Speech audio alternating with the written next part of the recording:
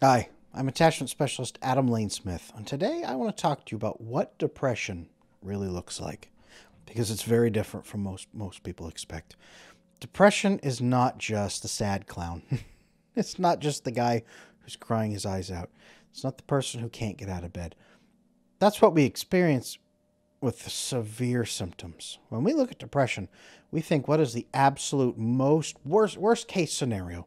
What's the most devastating piece? Well, it's the people who can't get out of bed. It's the people who have stopped trying.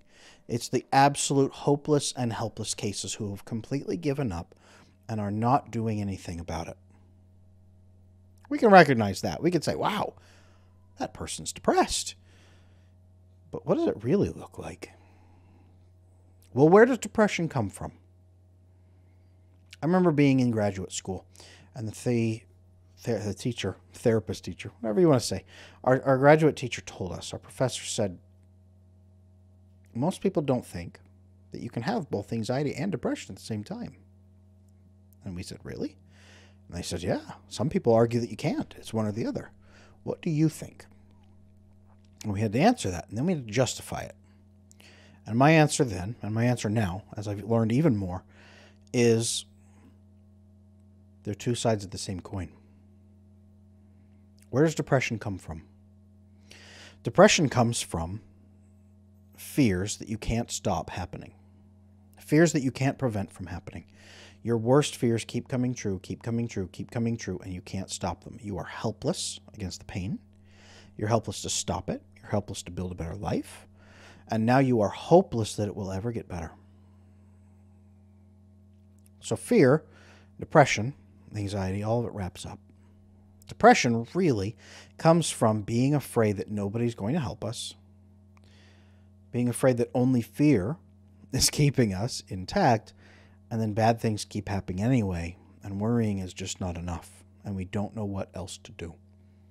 For men, typically depression often comes from feeling powerless in their life, having no mission, no goal. There's nothing worthwhile in my life, or there's nothing I can do to achieve my goal. Men with kids and a wife can have just as much depression as a single man. A young man can have just as much depression as an old man. I've treated 12-year-old boys who were suicidally depressed and 60, 70-year-old men who were suicidally depressed. One's not more valid than the other. It's both depression. So if it comes from anxiety first, typically, if depression usually comes from anxiety first, barring really complicated grief, which I've done another video on, you can watch that. If it comes from anxiety first, then what does it look like? It looks like someone who doesn't believe that good things will happen. It looks like a lot of pessimism. It looks like struggle believing in hope. It looks like powerlessness. It looks like deflecting with humor so we don't talk about it. It looks like someone who is afraid to confront the problems because underneath they just don't believe that there's a way to fix them. It looks like an absence of hope that things can get better. It comes from saying things about luck. I just have bad luck. No, that'll never happen for me. External locus of control is what we call that, believing that the world around you controls how you feel and the outcomes of your life, not you.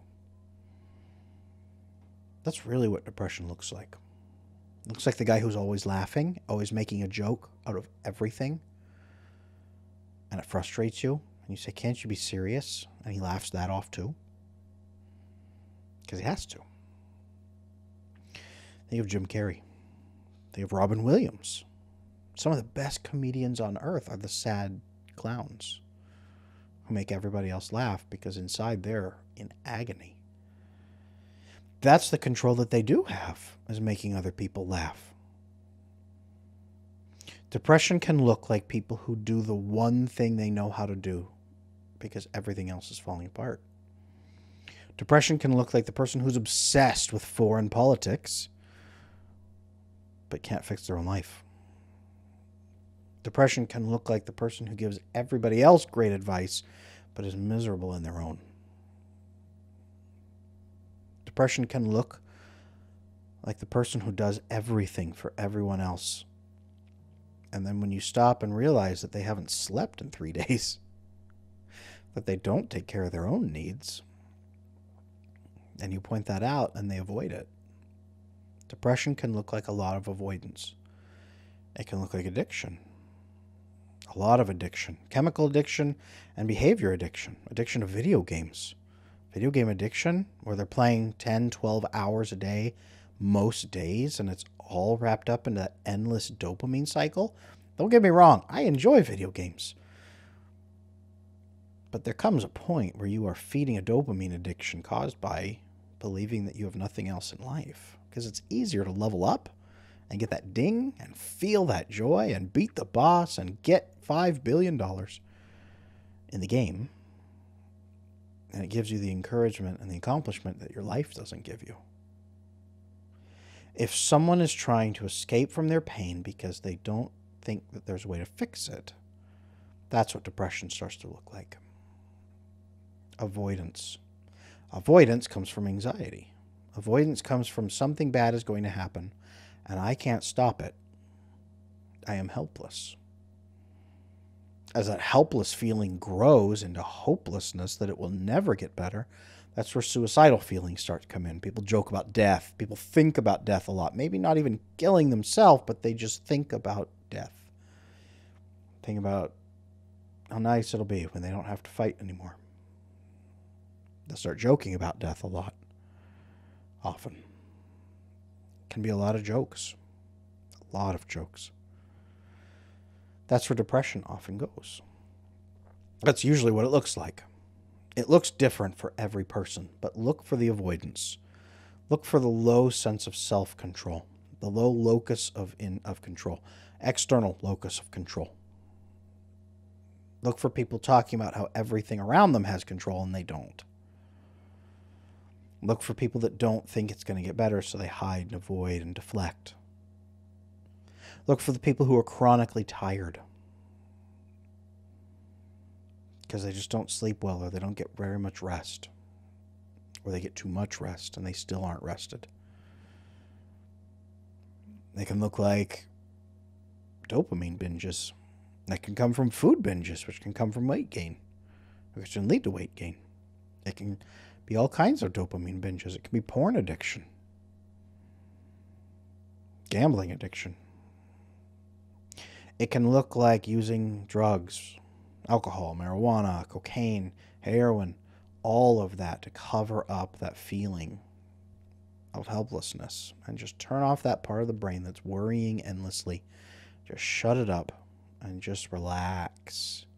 A lot of people with drug addictions use that drug to feel normal. And I'm not just talking about their built-up resistance to the drug. I'm talking about using the drug to just feel a kind of normal that's enhanced. They're not using it to feel great. They're using it to feel the way that most of us feel when we're calm and relaxed. That in itself is a miracle for them. That's what depression usually looks like. And that looks often functional. A lot of times people can function with depression, helplessness and hopelessness, but at least they can go to work. They can maintain a marriage from the outside. They can be parents. They can be coaches. They can do all kinds of things where they kind of feel like they're accomplishing something, but not where it counts for them. For women, that might be endless service and care to others, but never feeling loved and never feeling useful to the one person she does love. There's a lot of nurses out there who experience that right there. There's a tremendous amount of depression in the first responder system and in the healthcare system. Some of the people who help others the most are depressed because they have no mission. They don't think they can achieve it. They don't feel loved. They don't feel useful to the people they love. Sometimes their service to others is compensation for that. Not an evil kind of compensation, not exploiting people, but they compensate for their depression by pouring it into something else, and that keeps them alive because at least I can help people. At least I can save lives in the ER. At least I can make people laugh. That's what depression typically looks like, is people walking around who are just not happy, who can't figure out how to solve the deepest problems in their life. So they pour themselves into something else so they stop thinking about it. They've stopped trying to solve the problem because they just don't think it can be solved. They've accepted the problem as a fact of life, and now they're living around it. That's what depression usually looks like. So if that's you, or if that's someone in your life, now you know. You can't diagnose them. And this isn't intending for you to diagnose people with this, but the answer is to help them find solutions to those deeper problems, to feel loved, to feel useful to the people they love, to find a mission, a purpose in life, to feel like they can bust through the obstacles and achieve that purpose in life, to feel wanted, to feel lovable, to feel like there's hope, to feel like they have control over what matters. These are usually the cures to depression. This is what depression medication is supposed to do, is reduce the symptoms so that we can tend to the problems and fix them, and thereby relieve our depression and the underlying anxiety that was the cause. That's what medication is supposed to be for, is alleviate the symptoms so we can get back in and do what needs to be done. So there's hope. If any of this is you, or if anybody you know is like this, there is hope. You can watch this video with them. Send it to them. Talk about it. One of the best things we can do is talk about it and acknowledge, and then find solutions together. Because what they're doing is avoiding it so that they don't have to acknowledge it's hopeless and they don't give up. What they need is data and solutions. Talking to people who've been there and have made it work, and getting solutions to navigate through it. That's what they need. Whatever it's going to take to get them there, if that's medication, therapy, coaching, love, that's what you can do. And there is hope. There absolutely is hope, because there's no problem that can't be solved in some way. It's just finding the person who has solved it and getting that data from them. Finding someone who can help you apply that data and build a solution for you, and helping you troubleshoot those pieces. Sometimes the problem is believing that that will never happen. And that is where coaching comes in. It's where therapy comes in. It's where spiritual guidance from a priest can come in. It's where having good people who care about you comes in. You need people. You need people, and you need to connect. And I have guides for that on my channel. You probably have people in your life you can connect with.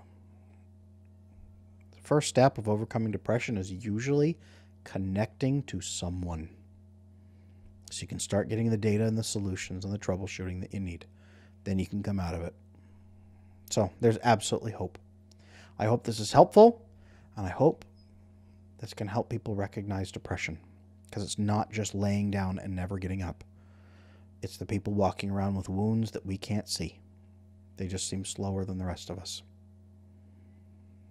Thank you for watching. I'm Adam Lane Smith. If this has been helpful, please like, comment, subscribe, and share this where people can see it, so that people know what depression really looks like. Thank you.